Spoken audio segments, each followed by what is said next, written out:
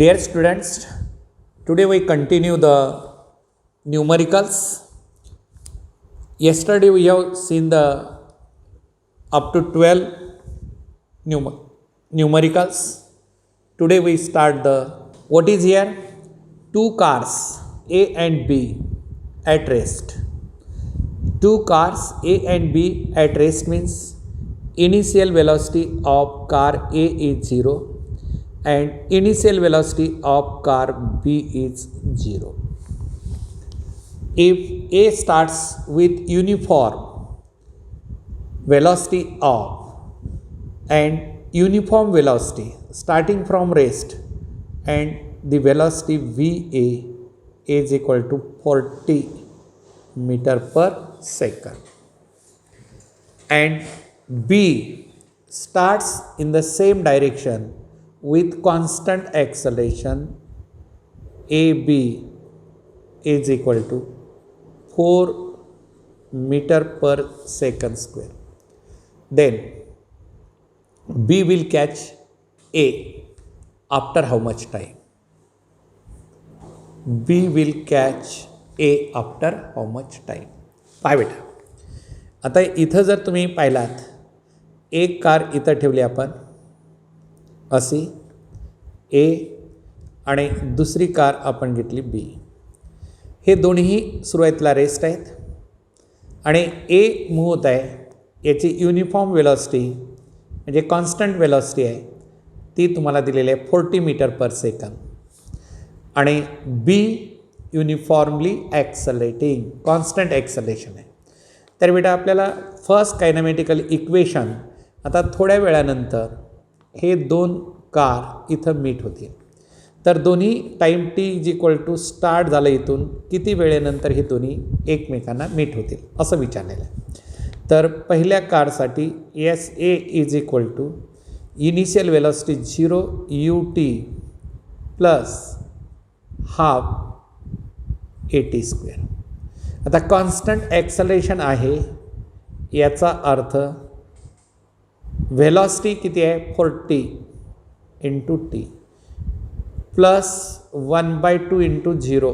कशामुळे velocity constant असेल तर ॲक्सलेशन किती असतं 0 असतं बेटा युनिफॉर्म व्हेलॉसिटी आणि म्हणून पहिल्या कारचं डिस्प्लेसमेंट 40 इंटू टी आलं.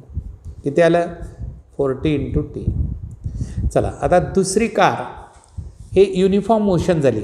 पहिल्या कारची युनिफॉर्म मोशन आणि दुसऱ्या कारची युनिफॉर्मली ॲक्सलरेटिंग मोशन आहे. म्हणजेच याचा अर्थ S B is equal to हां सांगा बरं इनिशियल वेलॉसिटी 0 आहे UT plus half AT square. Initial 0 आहे प्लस 1/2 ए म्हणजे acceleration 4 into T square. S बीची व्हॅल्यू किती आली S B is equal to 2 into T square. आलं का लक्षात? हे टी इथं 2 न कॅन्सल केलं 4ला 2 आलं 2 टी स्क्वेअर. आता s A is equal to s b. का रे s A is equal to s b का घेतलं मी? कारण इथून इथपर्यंत गेलेलं आहे नंतरही याला कॅच केलेलं आहे. दोघांचं डिस्प्लेसमेंट सेम असल्याशिवाय एकमेकांना पकडू शकत नाहीत. म्हणून आता ए सीची किंमत किती काढली आपण 40 into t is equal to किती 2 इंटू टी स्क्वेअर. राईट हे टी याच्या स्क्वेअरशी कॅन्सल झाला आणि therefore small t is equal to 40 divide by 2 आणि मग t is equal to 20 second. आपल्याला ऑप्शनमध्ये दिले का 20 second is the result of this problem. आलं का लक्षामध्ये?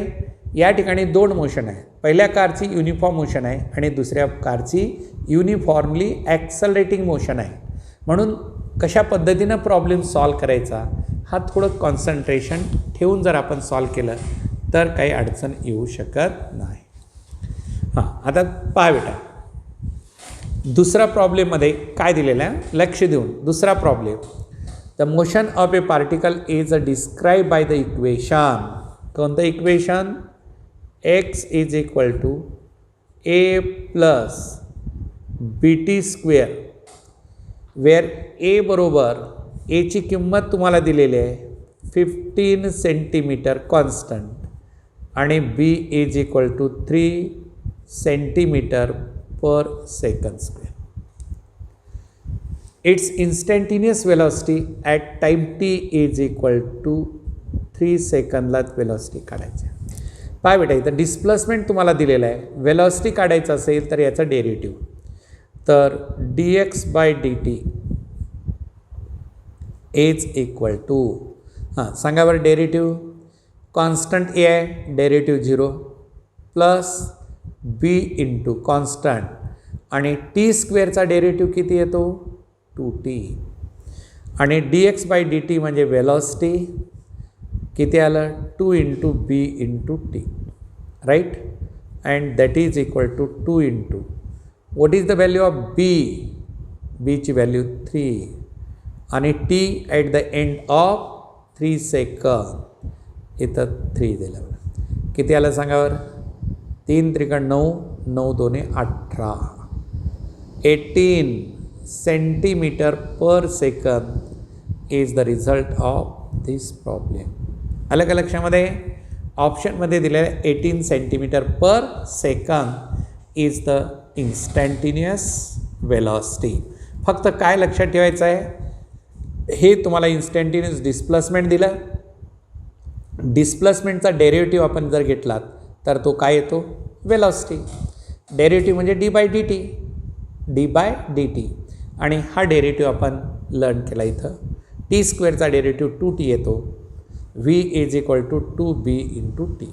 किमती ठेवा आणि at the end of 2 second time जेवढा दिला असेल तेवढंच ठेवायचं, म्हणजे हा दुसरा प्रॉब्लेम आपण सॉल्व केला. चला आता प्रॉब्लेम नंबर 3कडे आपण जाऊया. आता प्रॉब्लेम नंबर 3 काय दिलेलं आहे तुम्हाला पहा बरं. प्रॉब्लेम नंबर 3 लक्ष द्या, काळजीपूर्वक प्रॉब्लेम वाचायचं, समजून घ्यायचं काय दिलेलं आहे. A body travels for 15 starting from rest. आता 15 सेकंद का मिनिट हे सेकंड असेल इथं. A body travels for 15 second starting from rest, म्हणजेच काय आलं बेटा, इनिशियल वेलॉसिटी 0.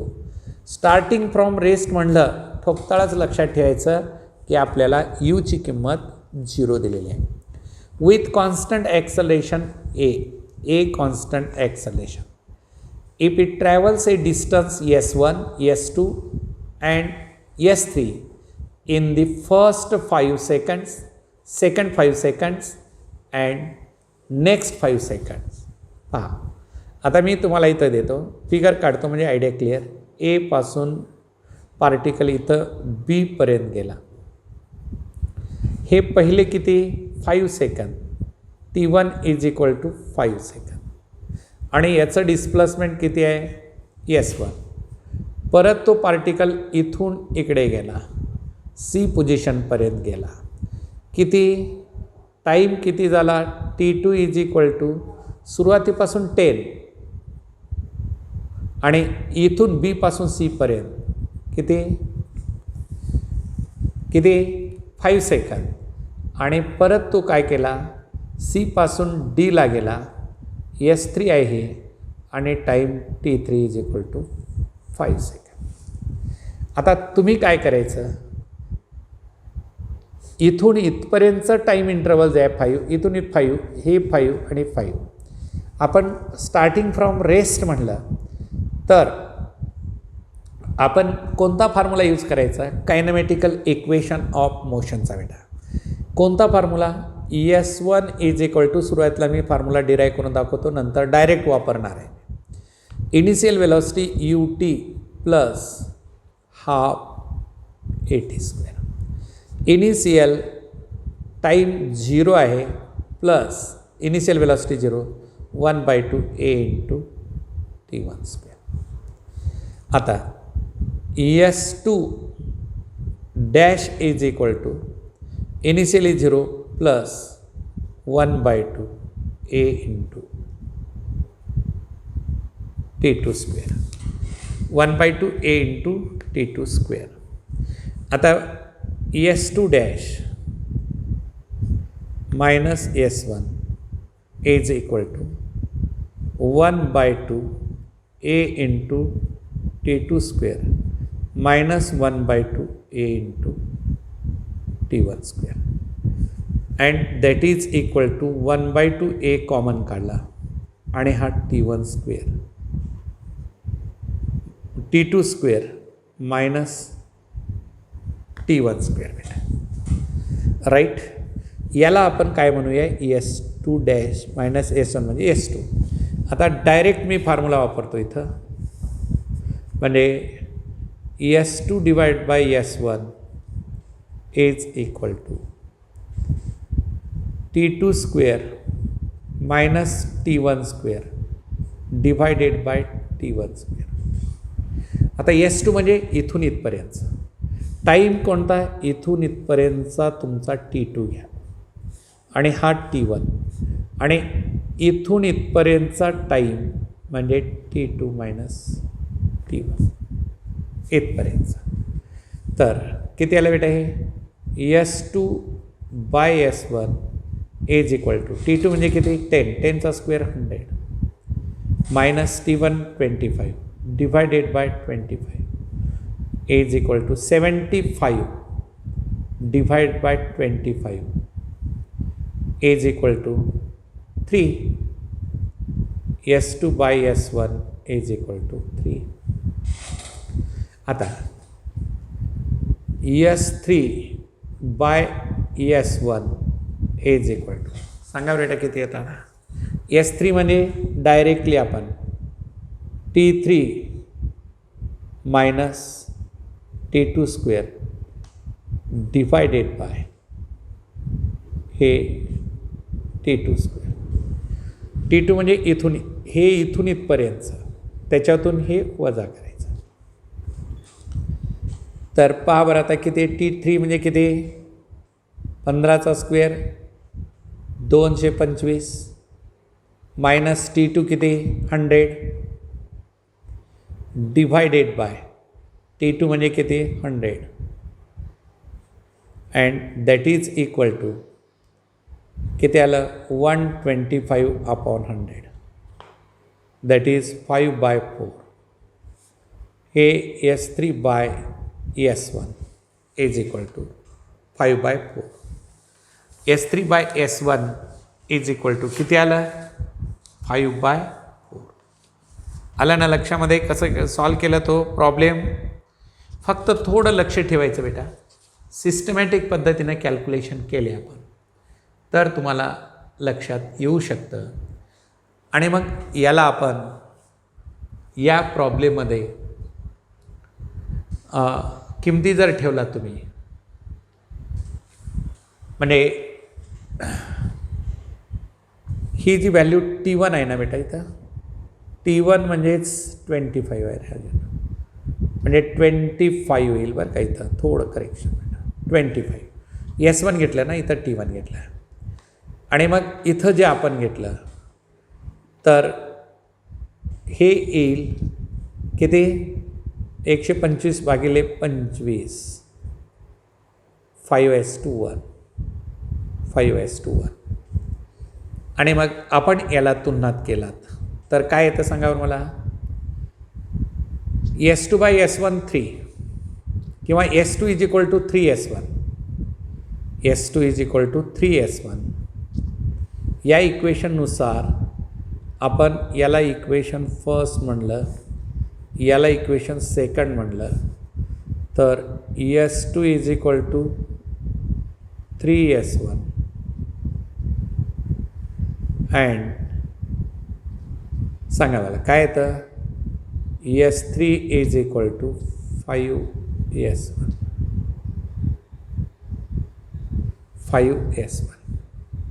तर दिलेल्या ऑप्शनपैकी जर पाहिलात तुम्ही तर S1 is equal to 1/5 S2 is equal to 1/3 S2. Option number D. प्रॉब्लेममध्ये कसं आहे, हळूहळू डिफिकल्टी लेवल वाढत चाललेली आहे. प्रॉब्लेमची लेंथ वाढत चालली तशी ती डिफिकल्टी लेवल याची वाढत जाते बेटा. म्हणून प्रत्येक प्रॉब्लेम सॉल्व करते वेळेस अत्यंत पेशन्स आणि कॉन्सन्ट्रेशन ठेवून सॉल्व करायचं आहे. हां, आता तुम्हाला a particle travels 10 metre in first 5 second, पहिल्या 5 सेकंदात. हे पहा, S1 is equal to 10 metre आणि T1 इज इक्वल टू किती 5 second, right. And 10 metre in the next 2, S2 is equal to किती म्हणलं 10 मीटर इन द नेक्स्ट म्हणजे सुरुवातीपासून. T2ची किंमत किती आली 5 आणि 3 8 सेकंद. आणि assuming constant acceleration, what is the distance travelled in the next 2 सेकंद. नेक्स्ट 2 सेकंदमध्ये किती डिस्टन्स ट्रॅव्हल केलं ते काढायचं आहे. पाय बेटा, आता काय आहे तरी सांगा मला. आपल्या बेसिक फॉर्म्युल्यानुसार S2/S1 इज इक्वल टू, वर वापरलेला formula T2 square minus T1 square divided by T1 square. सांगा बेटा किती. T2 म्हणजे किती घेतलं आपण, इथं किती घेतलं होतं वरच्या प्रॉब्लेममध्ये 5 + 5, इथं 5 + 3 8, 8चा square 64 minus 25 divided by T1 म्हणजे 25 इज इक्वल टू 9, 39/25. S2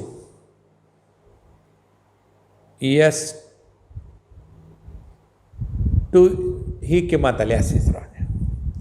आता बेटा S3 minus S1 is equal to काय येतं T3 square minus T2 square divided by T1 square is equal to T3 किती 5 + 3 8 आणि 2 10, 100चा स्क्वेअर 10चा स्क्वेअर 100 मायनस T2 5 आणि 3 8 64 डिवायडेड बाय T1 किती 5, 5चा square 25 is equal to 36 divide by 25 right. आता बेटा ह्याच्यावरून काय करा, याच्यावरून पुढे जर S1ची S3 काढायचा ना, S1ची किंमत काढून घ्या. याचा रेसिप्रोकल घेतलात, हे इक्वेशन फर्स्टचा रेसिप्रोकल जर घेतलात तुम्ही तर S1/S2 is equal to 25/39. S1 is equal to 25/39 into S2. S2ची किंमत किती दिली तुम्हाला 10. हां, आता ही किंमत जी आहे S3 is equal to S1 into 36/25 into 25/39 into 10. हे S1ची किंमत ठेवली मी, हे 25 कॅन्सल झालं. हां, किती आलं बेटा 3 × 3 = 6, 3 × 3 = 9, 120 डिवाइड बाय 13. हां,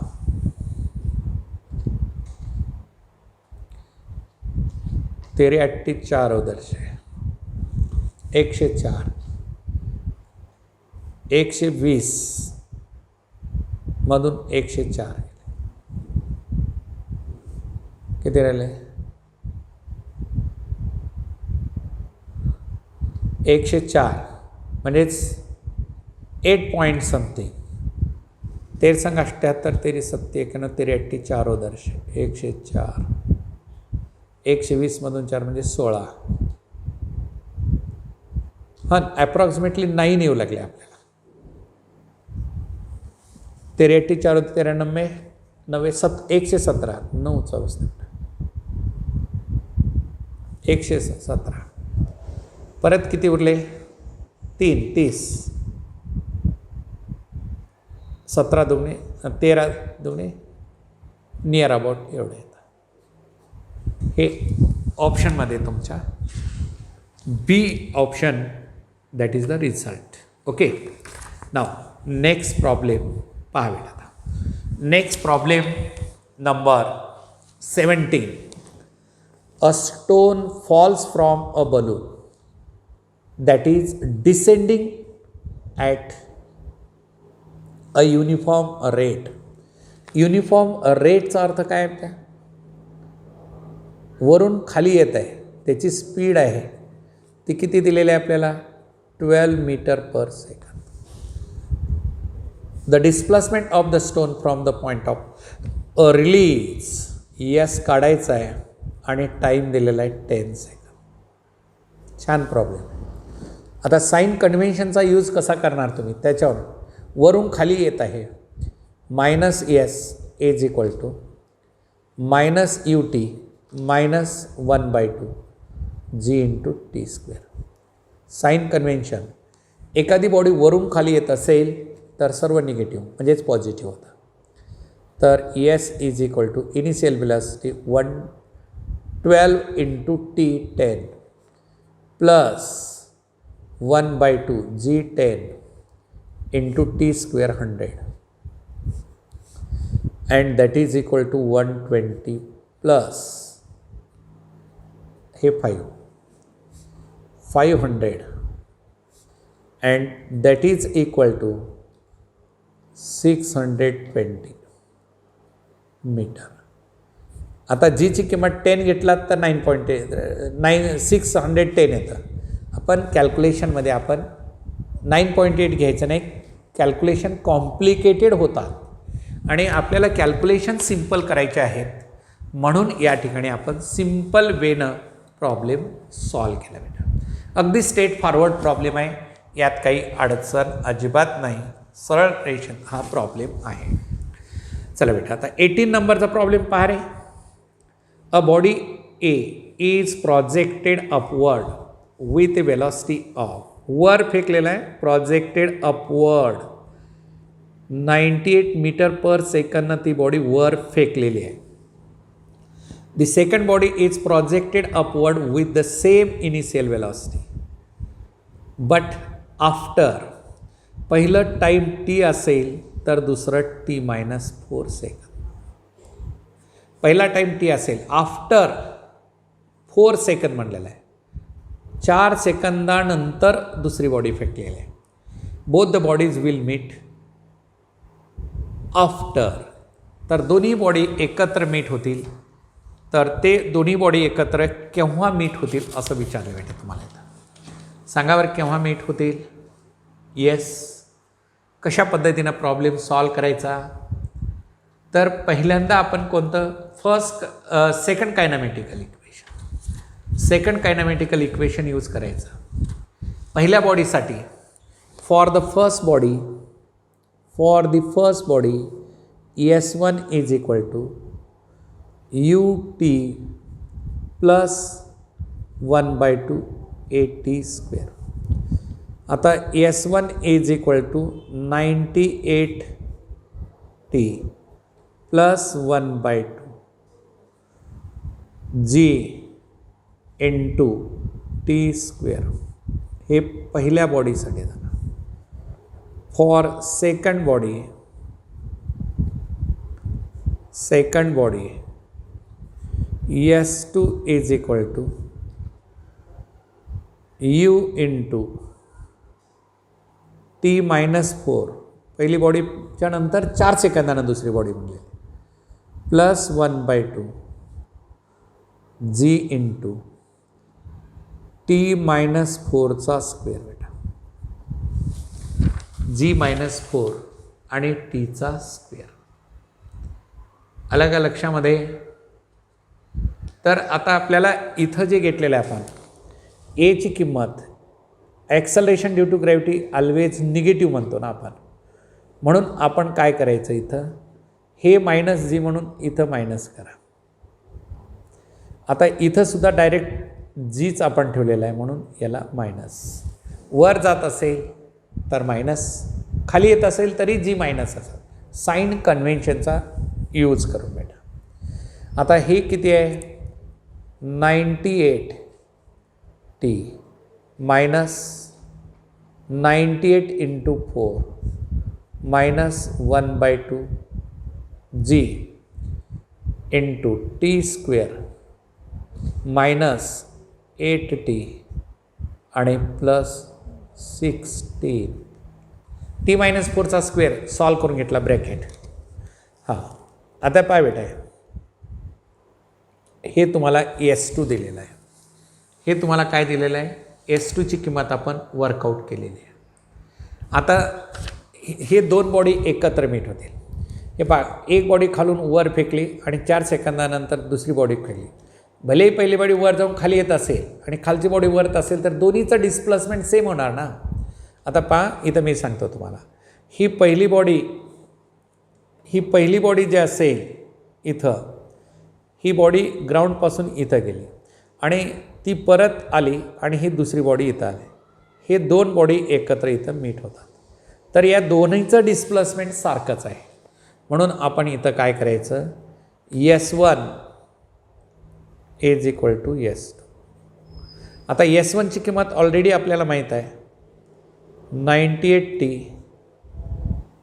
minus 1/2 G into T square is equal to S2ची किंमत किती आहे 98t minus 98 into 4 minus 1/2 G into T square minus minus plus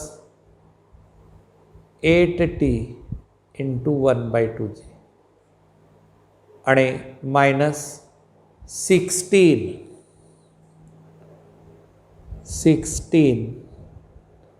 by 2 into g. Right. पाय बेटा आता कॅन्सल करा. हे याच्याशी कॅन्सल, हे 1/2 जी टी स्क्वेअर हे कॅन्सल. या साईडला आलं की प्लस होतं, हे इकडे आलं की मायनस, प्लस मायनस कॅन्सल, हे मायनस आणि हे जे होतं इकडे आल्यानंतर प्लस होऊन कॅन्सल होतं. म्हणजेच काय झालं पहा बरं आता पुढे मायनस 98 इंटू 4. राईट. आता इथं जर याला आपण कॅन्सल केलं तर 4g plus 4g into T आणि याला जर इथं 8g minus 8g is equal to 0. आता हे 9.8 इंटू 40 करा म्हणजे हे जी असेल. तर आता मी जी कॉमन काढतो आणि कॅन्सल करतो बेटा इथं minus 40 plus 4t minus 8 is equal to 0. Right. मग 4t is equal to plus 48 आणि t is equal to 48 divide by 4. हे लक्षात आलं का मायनस 40 मायनस 8 मायनस 48. मग इकडे मायनस 48 तिकडे जाऊन प्लस आणि डिवाइड बाय 4 म्हणजेच हे आलं 12 आणि आपल्याला आला time is equal to 12 second. Time जो आपण वर्कआउट केला आहे तो 12 सेकंद. या प्रॉब्लेममध्ये थोडंसं पेशन्स लागतं.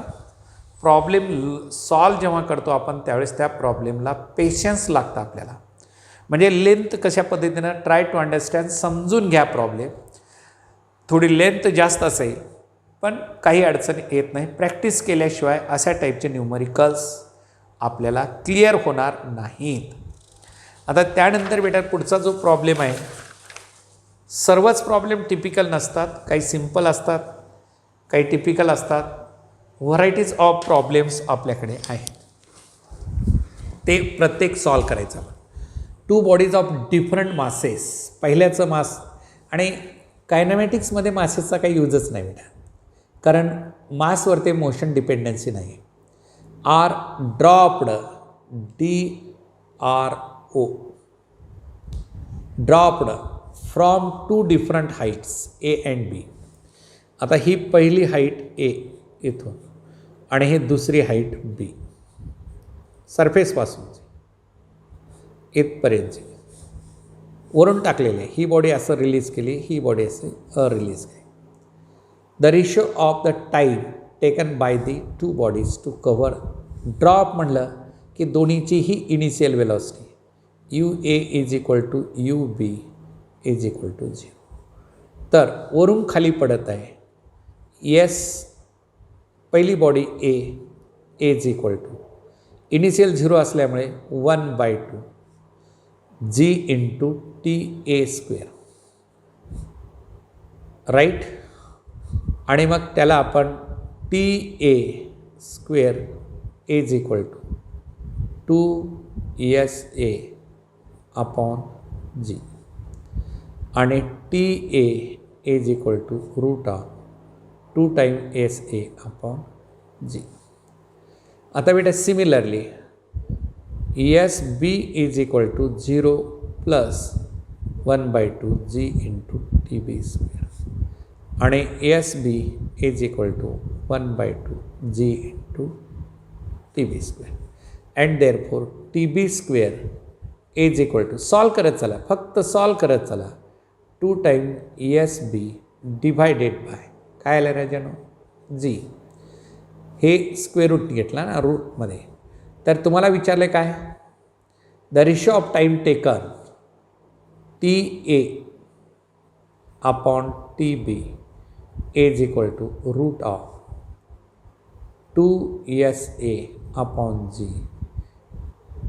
Divided by root of 2SB divided by G, and that is equal to A divided by B is equal to SA divided by SB.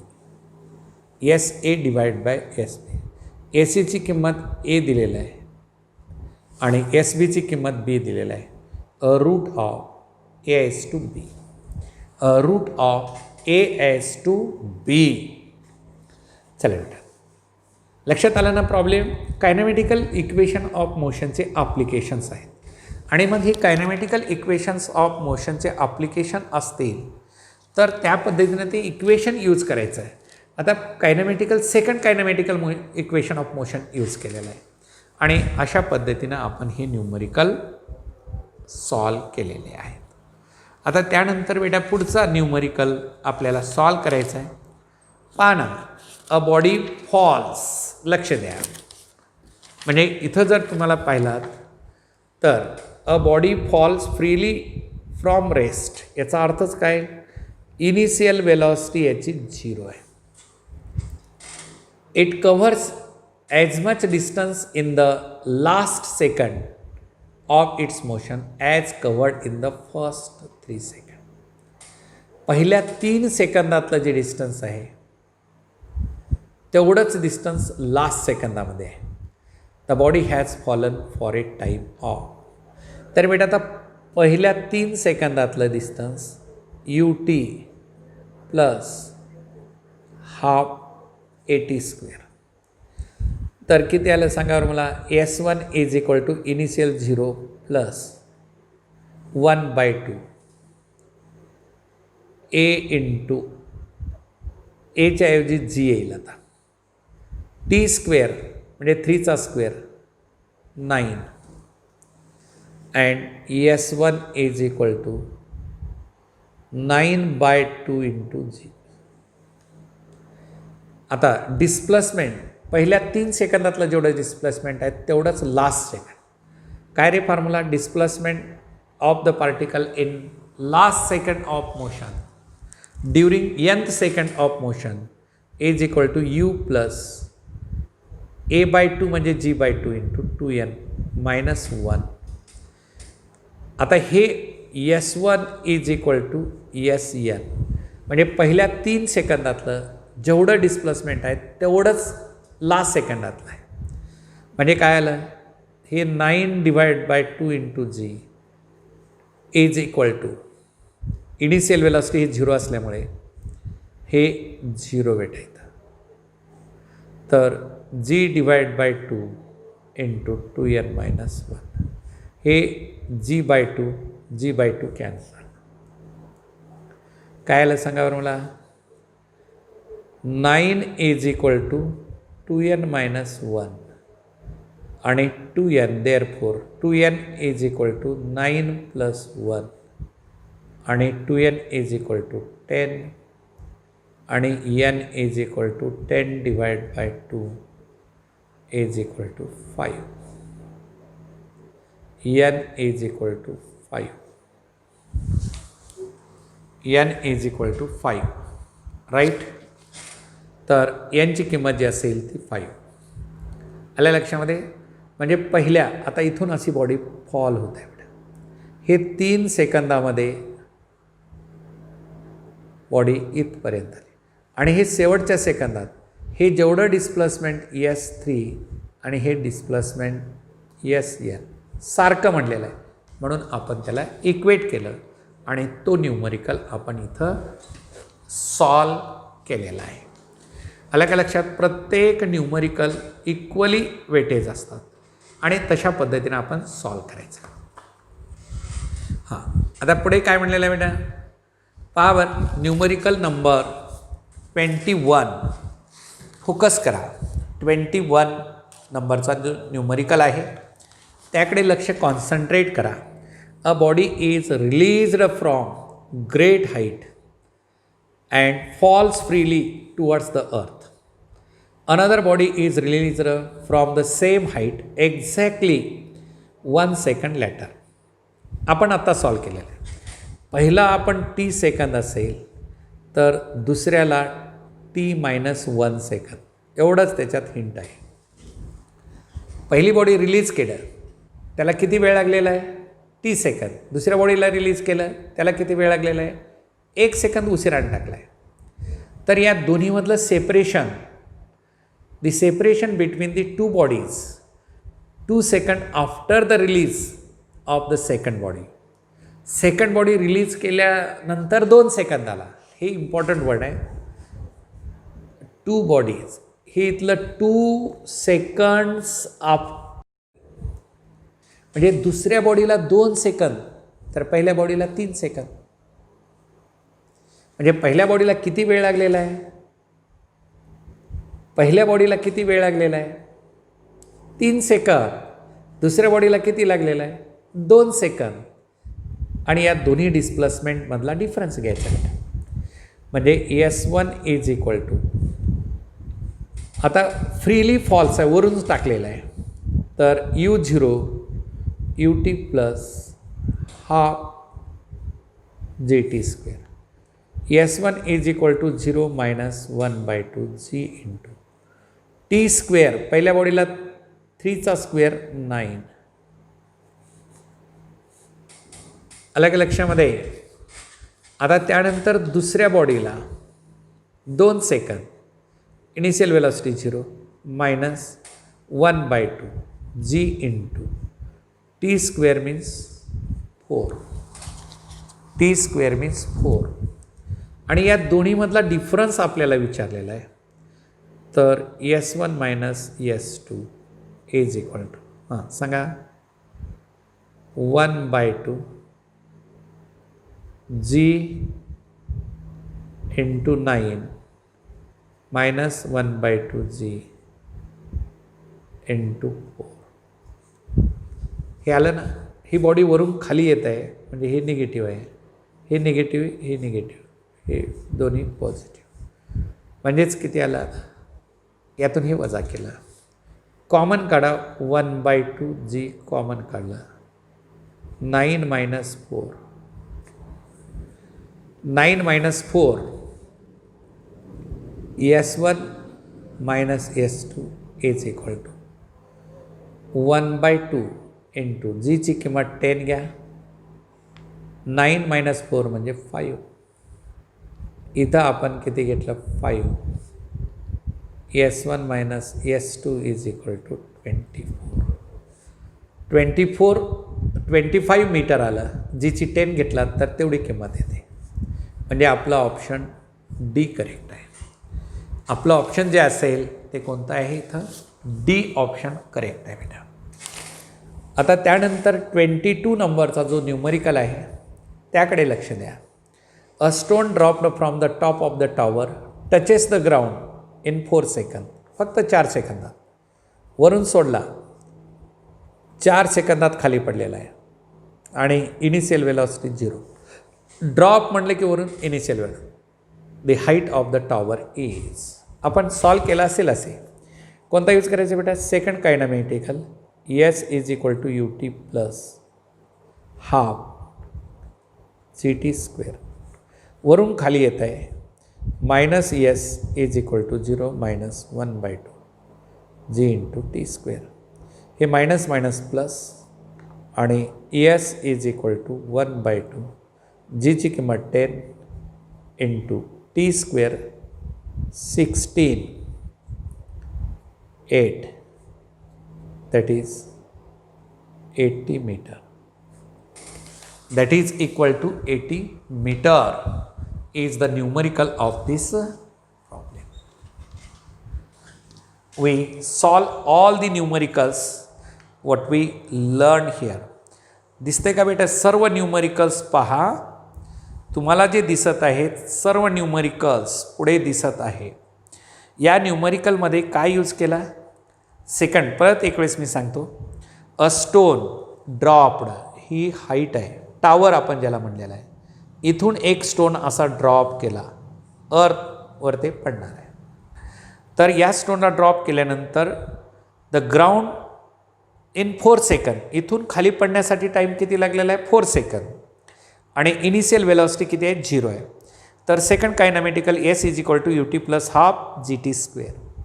आणि मग वरून खाली पडत आहे, दोन्ही मायनस मायनस प्लस होतात आणि इनिशियल वेलॉसिटी 0 असल्यामुळे S is equal to 1/2 g 10 आणि टी 4चा स्क्वेअर 16. 2ने कॅन्सल केलं. 80 metre is the result of this numerical and we stop